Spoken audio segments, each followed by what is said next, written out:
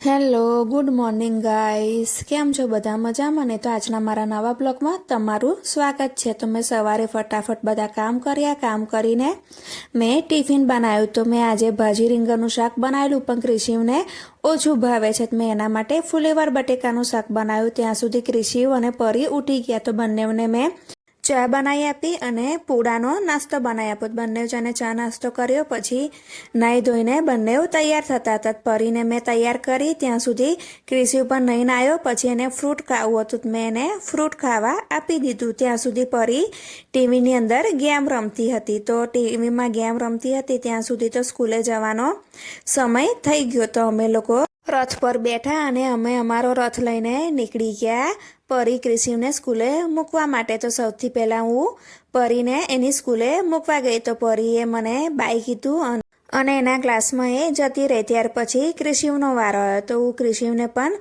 મૂકીને ઘરે આવતી રહી. પછી થોડી વાર પછી ક્રિશિવને લેવા જવાનો સમય થઈ ગયો. તો હું પછી ક્રિશિવને લેવા ગઈ. તો આજે ક્રિશિવ થોડો વહેલો છૂટી ગયો હતો, તો આજે ગેટની બહાર જાતે જ આવી ગયો.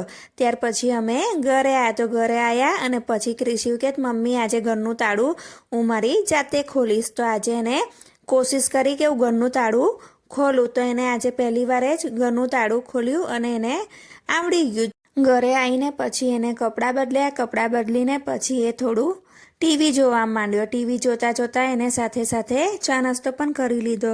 થોડીક વારમાં પરીને લેવા જવાનો સમય થઈ ગયો. તો હું અને ક્રિશિવ બંને લેવા જતા હતા. ત્યાં સુધી ક્રિશિવે કીધું મમ્મી આજે મારા લાઇટોવાળા બૂટ પહેરવા છે. તો એ એની જાતે લાઇટોવાળા બૂટ પહેર્યા અને બૂટ પહેરીને અમે લોકો નીચે આવી ગયા. તો થોડી 5 મિનિટ બાકી હતી. તો ક્રિશિવ કે મમ્મી હું અત્યારે કૂતરાના બચ્ચાને જોઈ આવું, સૂવે છે કે જાગે છે? તો મેં કહ્યું સારું, તું જોઈ આય.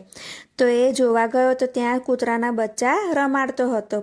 એ બચ્ચાઓને રમાડતો હતો ત્યાં સુધી બચ્ચાઓને પણ ઊંઘ આવી ગઈ. તો એ બધા બચ્ચા ત્યાં સૂઈ ગયા. ત્યાર પછી હું અને ક્રિશિવ બંને જણ પરીને લઈને આવ્યા. તો આજે પરી અને ક્રિશિવે જીદ કરી કે અમને ચોકલેટ અપાવો. તો મેં બંને જણને ચોકલેટ અપાવીને બંને જણ મને બતાવે છે કે જુઓ મારી ચોકલેટ કેવી છે અને સૌથી વધારે કોની સારી ચોકલેટ છે.